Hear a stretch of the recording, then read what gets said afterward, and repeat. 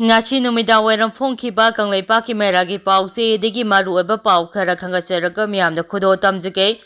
opposition amade ruling MP singi marakta muknabada BJP gi MP ani Soktuna leikatnakhre Rahul Gandhi gi mathakta FIR pankre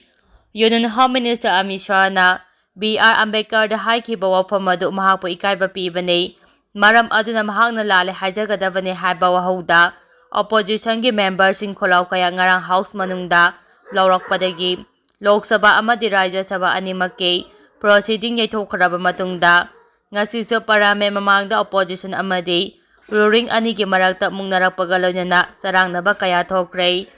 parliament ki mamangda ngasi opposition amadi NDA gi MP singna khongjang changsingkhiba aduda BJP gi MP Pratap Sangari amadi Mukesh Rajput asopanangkre BJP की MP Pratap Sangari Soktuna hospital da leikatnakhre Mahapo Congress की Rahul Gandhi ने इनबदगी सोखिबने हाइना charge तौख्रे Pratap Sangari तुसिनबदगी लेबकी सरोक्ता सोखि अमदे मनाक नकपा hospital अमदे leikatnakhe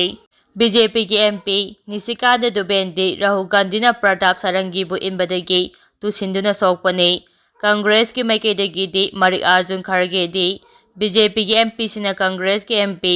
Priyanka Gandhi busu inki haide serak aside BJP gi maikaidagi Rahul Gandhi na sathakhiba thong adugi mayokta police FIR ama thangatkre haide thaudo adugi matangda Parliamentary Affairs Minister Kiran Rijiju na Rahul Gandhi na BJP gi MP singbu physically assault chathakibane Rahul Gandhi aikito masana ge black belt amasune madugi mathakta Japanese martial art karate kung fu haiba misokne Madunaba BJP gi MP singda phokibane haina maral sikhiba galonana Kiran Rijiju na haike parliament asi ranking arena amanate Rahul Gandhi na mahana chathakhiba thong adugedamakta apology tawgadabane hauze BJP MP gi ani hospital leikatnari nakal amaramda Rahul Gandhi na phongdokhibada parliament manungdagi mahak thoknaba honabada BJP MP Sarangi amadi atopa MP singna athingba piduna chatlandana thamke Matang aduda Congress ki lusingba Marik Arjun Kharge su yauke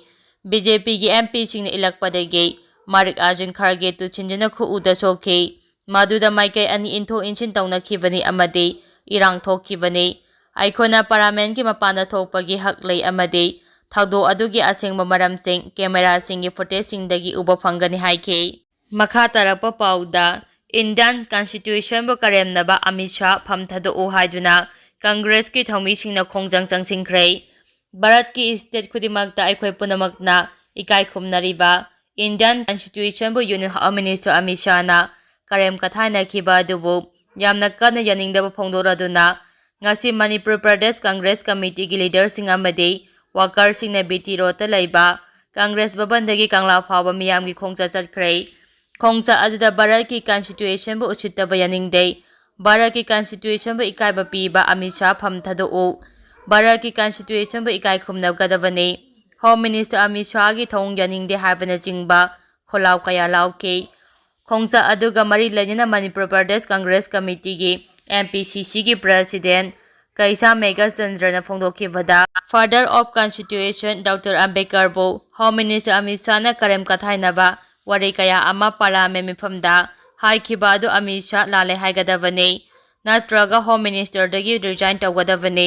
आइखोय पुनमकी constitution असे मफम खुदिंगदा India की state खुदिमकता इकाय खुमनदुना लालिबा सिबु करेम कथाइनदुना इकायबा पीबा सिनुआइते अकन ममोंगदा condemn Tawi हाइके महंगना मखातना फोंदोखिबदा Amit Shah की थौंग असिबु condemn तौबोइना कंगला ममांगदा protest तौबने undemocratic ओइबा थौंग असिगी मयोक्ता AICC की Marik Arjun Kharge na protest tau haibagidamag mahakpos Home Minister amadi BJP की MP singna ikaiba piba asisu nungaite athuba matamda maram chana thigatuna cherak pigadabani haiba akanba wafam su phongdokhi makha tarakpa pauda CM ga Maram Student Union ki miyuchinga unaduna Manipur da thoklibi irang asigi matangda wari sanakre Bharat lenga amadi Manipur lenga na Manipur da thokliba था तरागा मपल सुजिलागलाबा लाला सिलो छिंदना लेरिबा से मणिपुर मियामना पेंदबा हाइबदो ओइरे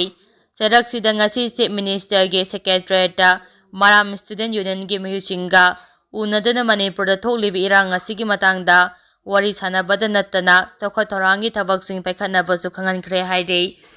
ꯋꯥꯔꯤ ꯁꯥꯟꯅꯕ ꯑꯗꯨꯗ chief ꯃꯤꯅꯤꯁꯇꯔꯒꯤ ꯃꯥꯏꯀꯩꯗꯒꯤ ꯃꯔꯥꯝ student ꯌꯨꯅꯤꯌꯟꯅ ꯂꯧꯔꯤꯕ ꯊꯧꯗꯥꯡ ꯑꯃꯗꯤ ꯀꯠꯊꯣꯛꯄꯅ ꯃꯥꯡ ꯊꯥꯗꯨꯅ ꯂꯝꯗꯝꯁꯤꯒꯤꯗꯃꯛꯇ ꯇꯧꯔꯤꯕ ꯊꯕꯛꯁꯤꯡ ꯁꯤꯡꯊꯥꯕꯒ ꯂꯣꯏꯅꯅ ꯌꯨꯅꯤꯌꯟ ꯑꯗꯨꯒꯤꯗꯃꯛꯇ ꯌꯥꯏꯐꯅꯕ ꯊꯕꯛ ꯊꯧꯔꯝꯁꯤꯡ ꯄꯥꯏꯈꯠꯄꯗ ꯃꯅꯤꯄꯨꯔ ꯂꯩꯉꯥꯛꯀꯤ ꯃꯥꯏꯀꯩꯗꯒꯤ ꯄꯤꯕ ꯌꯥꯕ ꯃꯇꯦꯡ ꯄꯤꯅꯕ ꯍꯣꯠꯅꯒꯅꯤ ꯍꯥꯏꯕꯒꯤ ꯊꯥꯖꯕ ꯄꯤꯈꯤ ꯍꯥꯏꯔꯤ꯫ ꯃꯔꯥꯝ ꯁ꯭ꯇꯨꯗꯦꯟꯠ ꯌꯨꯅꯤꯌꯟꯒꯤ ꯃꯥꯏꯀꯩꯗꯒꯤ ꯃꯊꯪ ꯆꯍꯤ 2025ꯒꯤ ꯖꯅꯨꯋꯥꯔꯤ 10ꯗꯒꯤ 18 ꯐꯥꯎꯕ ꯃꯔꯥꯝ ꯕꯖꯥꯔꯗ ꯄꯥꯡꯊꯣꯛꯀꯗꯧꯔꯤꯕ ꯃꯔꯥꯔꯣꯏ ꯀꯔꯥꯔꯤꯃꯩꯒꯤ 92ꯔꯛ ꯁꯨꯕ ꯖꯦꯅꯔꯦꯜ ꯀꯟꯐꯔꯦꯟꯁꯇ ꯆꯤꯐ ꯃꯤꯅꯤꯁꯇꯔꯕꯨ ꯁꯔꯨꯛ ꯌꯥꯕꯤꯅꯕ ꯏꯟꯚꯥꯏꯇꯦꯁꯟ ꯄꯤꯈꯤ꯫ ꯏꯟꯚꯥꯏꯇꯦꯁꯟ ꯑꯗꯨ ꯆꯤꯐ ꯃꯤꯅꯤꯁꯇꯔꯅ ꯇꯔꯥꯝꯅ ꯑꯣꯛꯄꯒ ꯂꯣꯏꯅꯅ ꯊꯧꯔꯝ ꯑꯗꯨ ꯃꯄꯨꯡ ꯐꯥꯅ ꯄꯥꯡꯊꯣꯛꯄ ꯉꯝꯅꯕ ꯑꯃꯗꯤ ꯃꯔꯥꯝ ꯀꯝꯃ꯭ꯌꯨꯅꯤꯇꯤꯁꯤꯡꯒꯤ ꯏꯝꯄꯥꯋꯔꯃꯦꯟꯠ ꯍꯦꯟꯒꯠꯅꯕ ꯇꯥꯏꯕꯪ ꯃꯄꯨꯒꯤ ꯃꯐꯝꯗ ꯊꯧꯅꯤꯖꯈꯤ ꯍꯥꯏꯔꯤ꯫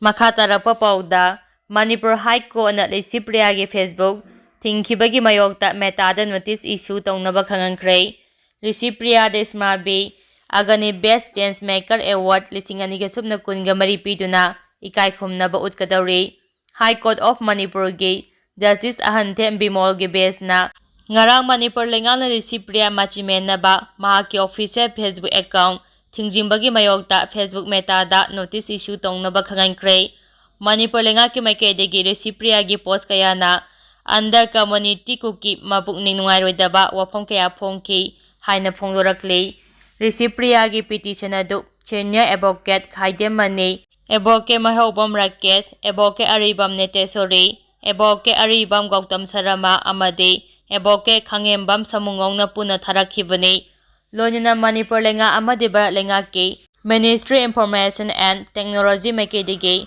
ꯑꯦꯗꯚꯣꯀꯦꯠ ꯀꯅꯤꯀꯨꯃꯥꯔꯅ ꯂꯦꯞꯈꯤ ꯍꯥꯏꯔꯤ꯫ ꯂꯤꯁꯤꯄ꯭ꯔꯤꯌꯥꯒꯤ ꯃꯥꯏꯀꯩꯗꯒꯤ ꯐꯣꯡꯗꯣꯛꯈꯤꯕꯗ ꯂꯩꯉꯥꯛ ꯍꯩꯇ꯭ꯔꯒ ꯑꯉꯥꯡꯒꯤ ꯐꯦꯁꯕꯨꯛ ꯍꯦꯛꯇ ꯊꯤꯡꯖꯤꯟꯕ ꯑꯁꯤ ꯃꯥꯂꯦꯝꯗ ꯑꯉꯛꯄꯁꯤꯡꯒꯤ ꯃꯅꯨꯡꯗ ꯑꯃꯅꯤ꯫ ꯂꯤꯁꯤꯄ꯭ꯔꯤꯌꯥ ꯐꯔꯕꯁꯨ ꯐꯠꯇ꯭ꯔꯕꯁꯨ ꯃꯥꯂꯦꯝꯒꯤ ꯈ꯭ꯋꯥꯏꯗꯒꯤ ꯑꯉꯥꯡ ꯑꯣꯏꯅ ꯏꯁꯠ ꯇꯤꯃꯣꯔ ꯒꯚꯔꯟꯃꯦꯟꯠ ꯃꯈꯥꯗ ꯑꯣꯐꯤꯁꯤꯌꯦꯜ ꯌꯪꯒꯦꯁꯠ ꯗꯤꯄ꯭ꯂꯣꯃꯦꯠ ꯑꯣꯏꯅ ꯄ꯭ꯔꯦꯁꯤꯗꯦꯟꯠ ꯑꯃꯒꯤ ꯁ꯭ꯄꯤꯁꯦꯜ ꯑꯦꯟꯚꯣꯏ ꯑꯣꯏꯔꯤꯕꯅꯤ꯫ ꯃꯍꯥꯛꯀꯤ ꯐꯦꯁꯕꯨꯛꯅ ꯃꯥꯂꯦꯝꯒꯤ ꯃꯤꯌꯥꯝꯒ ꯄꯥꯎ ꯐꯥꯎꯗꯣꯛ ꯐꯥꯎꯖꯤꯟ ꯇꯧꯕꯗ ꯑꯆꯧꯕꯗ ꯆꯩꯉꯥꯛꯅꯤ꯫ ꯉꯝꯃꯤ ꯍꯥꯏꯕ ꯃꯇꯥꯒꯨꯝ ꯃꯅꯤꯄꯨꯔ ꯂꯩꯉꯥꯛꯅ ꯃꯍꯥꯛꯀꯤ ꯃꯆꯤꯟ ꯃꯦꯟꯅꯕ ꯍꯣꯠꯅꯕꯗ ꯐꯦꯁꯕꯨꯛ ꯍꯦꯛꯇ ꯊꯤꯡꯖꯤꯜꯂꯤꯕ ꯑꯁꯤ ꯃꯍꯥꯛꯀꯤ ꯀꯦꯔꯤꯌꯔ ꯍꯟꯊꯅꯕ ꯍꯣꯠꯅꯕꯒ ꯆꯞ ꯃꯥꯟꯅꯩ ꯍꯥꯏꯈꯤ꯫ ꯑꯔꯖꯦꯟꯠ ꯂꯤꯁꯇꯤꯡ ꯇꯧꯗꯨꯅ ꯉꯔꯥꯡ ꯐꯝꯈꯤꯕ ꯃꯅꯤꯄꯨꯔ ꯍꯥꯏ ꯀꯣꯔꯠꯀꯤ ꯍꯤꯌꯥꯔꯤꯡ ꯑꯗꯨꯗ ꯖꯁꯇꯤꯁ ꯑꯍꯟꯊꯦꯝ ꯕꯤꯃꯣꯜꯒꯤ ꯃꯥꯏꯀꯩꯗꯒꯤ ꯆꯌꯣꯜ 4ꯒꯤ ꯃꯅꯨꯡꯗ ꯔꯤꯁꯄꯣꯟꯗꯦꯟꯠ ꯅꯝꯕꯔ 3 ꯑꯣꯏꯔꯤꯕ ꯃꯦꯇꯥ ꯐꯦꯁꯕꯨꯛꯅ ꯅꯣꯇꯤꯁ ꯏꯁꯨ ꯇꯧꯗꯨꯅ ꯀꯔꯤꯒꯤꯗꯃꯛ ꯂꯤꯁꯤꯄ꯭ꯔꯤꯌꯥꯒꯤ ꯐꯦꯁꯕꯨꯛ ꯑꯦꯀꯥꯎꯟꯠ ꯊꯤꯡꯖꯤꯟꯒꯗꯧꯔꯤꯕꯅꯣ ꯍꯥꯏꯕꯒꯤ ꯃꯇꯥꯡꯗ ꯄꯥꯎꯈꯨꯝ ꯄꯤꯔꯛꯅꯕ ꯈꯪꯍꯟꯈꯤ꯫ ꯂꯣꯏꯅꯅ ꯃꯊꯪꯒꯤ ꯍꯤꯌꯥꯔꯤꯡ ꯖꯅꯨꯋꯥꯔꯤ 31, 2025ꯗ ꯂꯦꯞꯅꯕꯁꯨ ꯈꯪꯍꯟꯈꯤ꯫ ꯃꯊꯪꯒꯤ ꯍꯤꯌꯥꯔꯤꯡ ꯅꯨꯃꯤꯠꯇ ꯑꯟꯇꯤꯝ ꯑꯣꯔꯗꯔ ꯑꯃꯁꯨ ꯄꯥꯁ ꯇꯧꯒꯅꯤ ꯍꯥꯏꯅꯁꯨ ꯄꯜꯂꯤ꯫